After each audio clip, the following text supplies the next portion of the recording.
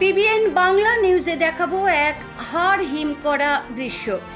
হাড়হিম করা ঘটনা সিসিটিভি ফুটেজে ধরা পড়ল একটি অদৃশ্য বাঘের ছবি। দেখলে চোখ কপালে উঠবে।